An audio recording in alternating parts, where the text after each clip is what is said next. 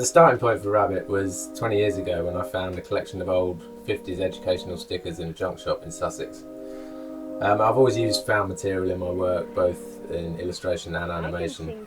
What was so exciting about this discovery was that contained within the stickers was a massive diversity of different images all in the same style, which then gave me the potential to create an entire world within which I could tell a story.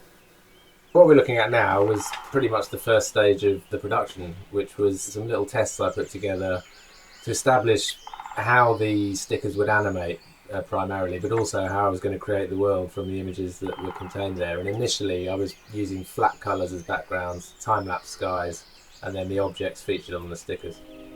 This shot illustrates quite well how the development of the story was driven by the stickers. Amongst them I found an image of an idol, which always struck me as an odd choice to illustrate the letter I. So he kind of stuck in my mind.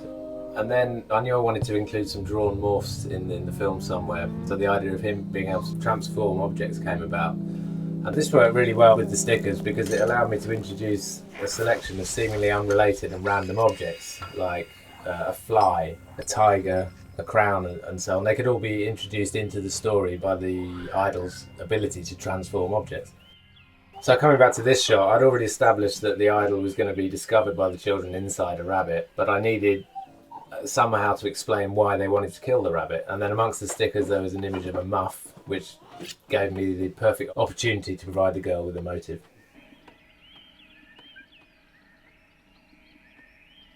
Initially these test shots were accompanied by an old Ernest Ranglin song called Surfin'. In the past I've always animated to a soundtrack. For example, Jukebox, which was the last animate film I made back in 1994.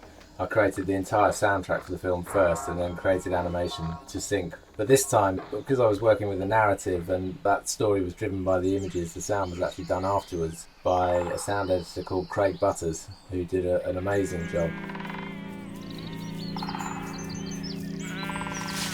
At some points in the film there are up to 80 tracks of audio, almost to the point where every fly and every wasp has its own individual sound effect.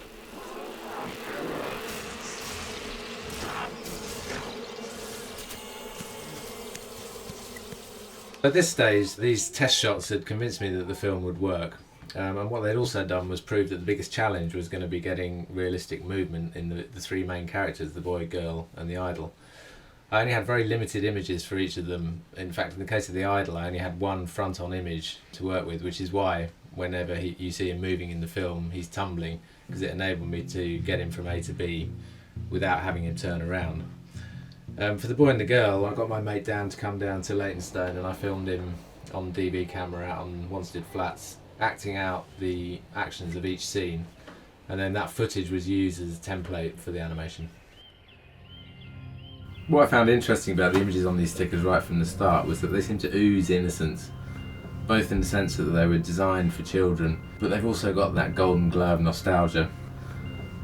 I can remember these images, or certainly images like them, when I was at school, and whether that really was a more innocent age, I think is debatable. But what I think is certainly true is that they represent a simpler time in the sense that these days we're bombarded with mixed messages. On the one hand, the pressure to consume, and on the other, the dangers of overconsumption. So in the end, I think the film is really a simple morality tale about greed and the dangers of exploiting nature.